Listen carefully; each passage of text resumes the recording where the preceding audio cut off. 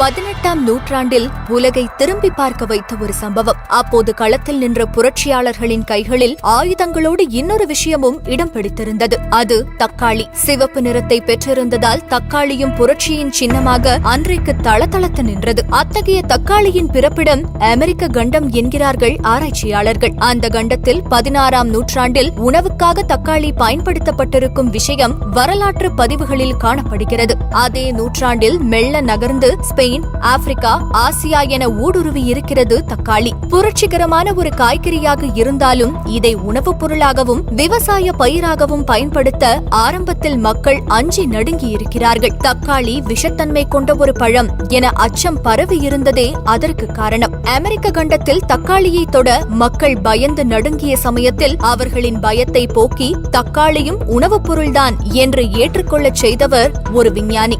Gibson Johnson எனும் அந்த விஞ்ஞானி 2000க்கும் அதிகமான மக்களை ஓரிடத்தில் திரட்டி உட்கார வைத்துவிட்டு ஒரு கூடை தக்காளியை சாப்பிட்டு காண்பித்திருக்கிறார். தக்காளி சாப்பிட்டு அவர் ஆரோக்கியமாக நடமாடுவதை கண்முன்னே பார்த்த பிறகே தயக்கம் இன்றி அதை உணவாக ஏற்றுக்கொள்ள தொடங்கியுள்ளார்கள் அம்மக்கள்.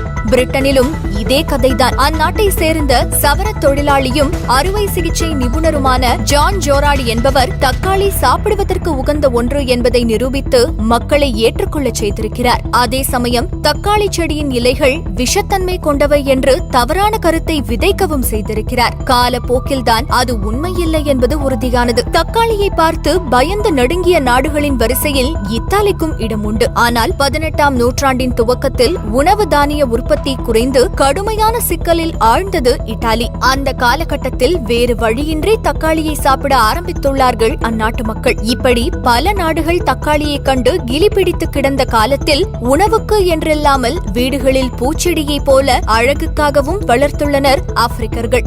ஆரம்ப காலங்களில் அலறி ஓட வைத்தாலும் 18ஆம் நூற்றாண்டில் உலகம் முழுக்க நீக்கமர எல்லா வீட்டு சமையலறையிலும் இடம் பிடித்துவிட்டது தக்காளி. தக்காளி உற்பத்தியில் இப்போது முதலிடம் வகிப்பது அதன் பிறப்பிடமான அமெரிக்கா. இந்தியாவில் ஆந்திர பிரதேசம், பீகார், கர்நாடகா, ஒரிசா போன்ற மாநிலங்களில் தக்காளி அதிகமாக பயிரிடப்படுகிறது.